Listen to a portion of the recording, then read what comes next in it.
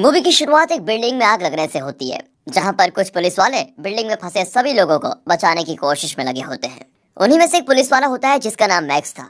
वो एक बूढ़ी महिला को उसके घर से बाहर निकालता है। तब वो महिला मैक्स से विनती करती है कि मेरे पति को भी बचा लीजिए, वो अंदर फंसे हुए हैं प्लीज। इसलिए मैक्स उस महिला को सुरक्षित जगह पहुंचाने के बाद दोबारा उस घर में जाता है, लेकिन दुर्भाग्य से तभी घर की छत टूटकर मैक्स के ऊपर गिर जाती है। इसके बाद ये सीन यहीं पर कट हो जाता है, पर इस हादसे से इतना तो साफ था कि मैक्स मारा गया होगा। अगले सीन में हम मैक्स के पिता जेम्स को देखते हैं, जो अपने दूसरे बेटे टॉम को जगाने आए होते हैं, क्योंकि वो बहुत ही सुस्त किस्म का इंसान है जो दिन भर बस सोता रहता है। बड़ी मुश्किल से जेम्स ने उसे एक कॉमिक बुक की दुकान खोल कर दी थी, ताकि वो उसमें से थोड़ा बहुत पैसा कमा ले।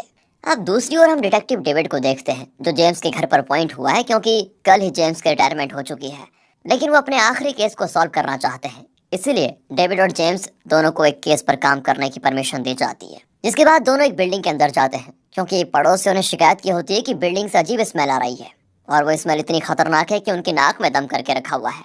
अब डेविड और जेम्स उस बिल्डिंग की तलाशी लेते हुए उसके बेसमेंट में जाते हैं। तब वहां उनको एक आदमी की बॉडी दिखाई देती है, जिसको बहुत बुरी तरीके से मारा गया होता है।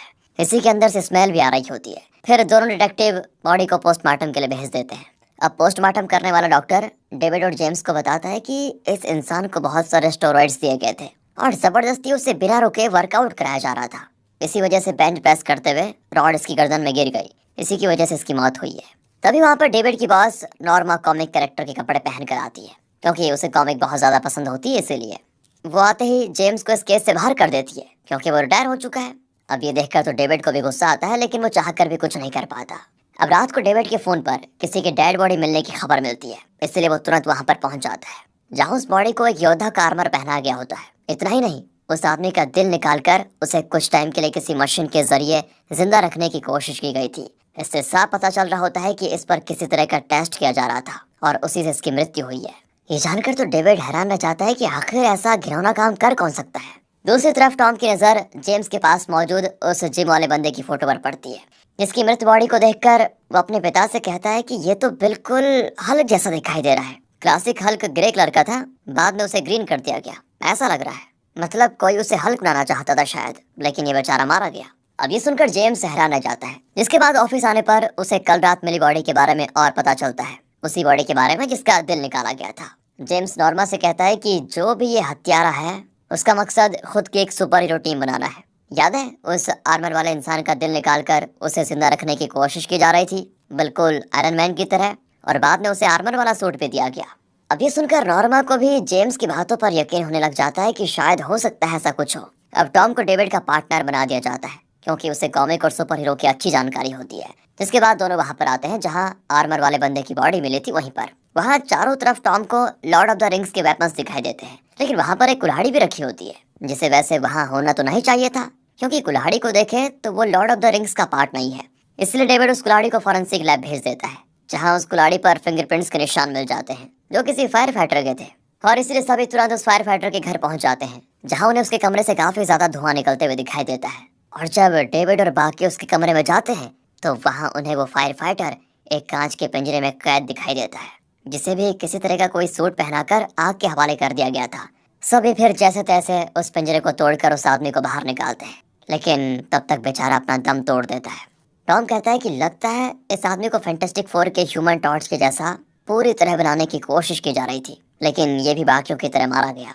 अब इस ह्यूमन टॉर्च की बॉडी को भी पोस्टमार्टम के लिए भेज दिया जाता है, जहां से ये पता चलता है कि इसका सूट इस तरह से इसकी बॉडी पर लगाया गया है कि अगर सूट को निकाला गया तो उसके साथ उसकी स्किन भी निकाली जाएगी, क्योंकि सबसे पहले इसकी बॉडी को एकदम ज्यादा हीट दिया गया और उस हीट को कंट्रोल करने के लिए ये सूट इसको पहनाया गया।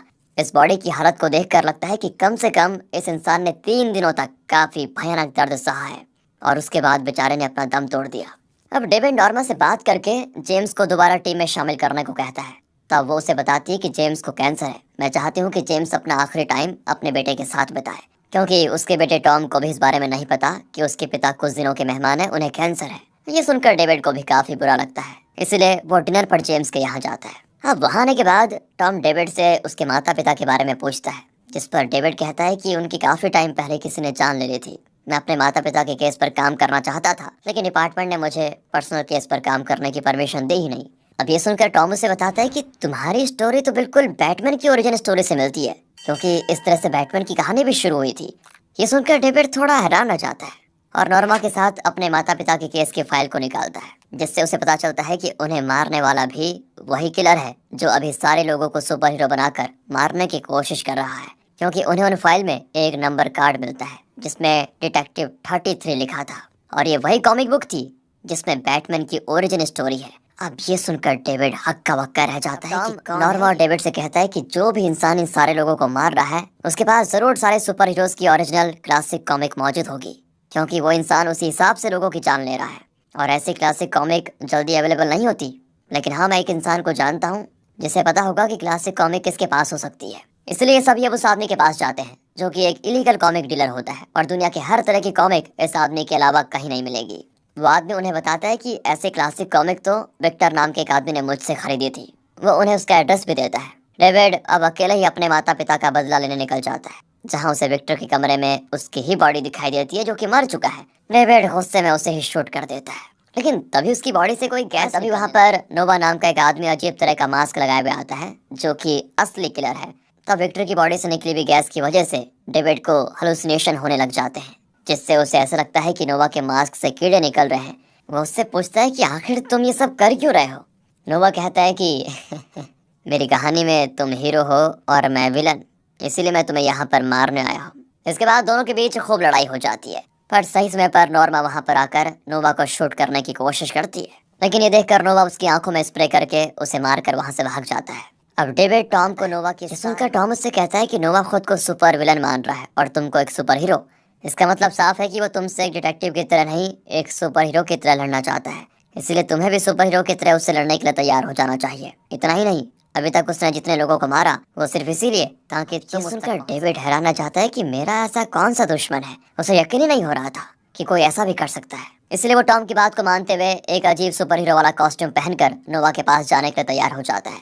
दूसरी तरफ जेम्स चुपके से ऑफिस आकर नोवा के बारे में जानकारी निकालने की कोशिश करता है, जिससे उसे नोवा की रियल आइडेंटिटी मिल जाती है कि असल में वो इंसान है कौन। फिर वो ये जानकारी डेविड के पास लेकर जा रहा होता है, तभी वहाँ पर नोवा आकर उस पर हमला कर देता है और उसे बंदी बनाकर अपने पास लेकर जाता है। इसके बाद वो डेविड को फोन लगाकर कहता है कि जेम्स मेरे कब्जे में है, अगर उसे जिंदा देखना चाहते हो तो तुम्हें एक सुपर हीरो बनकर मेरे पास आना होगा। डेविड सुनकर बड़ा हैरान रह जाता है। टॉम भी घबरा जाता है, इसलिए वो डेविड को अपने भाई की पुलिस वर्दी पहना देता है, जिसे वो और नॉर्मा थोड़ा मॉडिफाई करके एक सुपर हीरो वाला लुक दे देते हैं। जहां डेविड सुपर हीरो बनकर नोवा से लड़ने के लिए निकल जाता है और उसने अपना नाम सुपर हीरो एप्स रखा होता है। इधर जेम्स को नोवा ने कैद करके रखा होता है। तभी जेम्स उससे कहता है कि अपना मास्क तो हटाओ, मैं जान चुका हूँ आखिर तुम हो कौन। नोवा अपना मास्क और नहीं बल्कि वही पोस्टमार्टम करने वाला डॉक्टर है। वो जेम्स से कहता है कि मैं दुनिया को एक सुपर हीरो देना चाहता हूँ, जिसके लिए डेविड की स्टोरी बिल्कुल परफेक्ट है, एक बैटमैन की तरह। और आज तक मैंने जितने भी लोगों को सुपर हीरो बनाने की कोशिश की वो सारे क्रिमिनल्स थे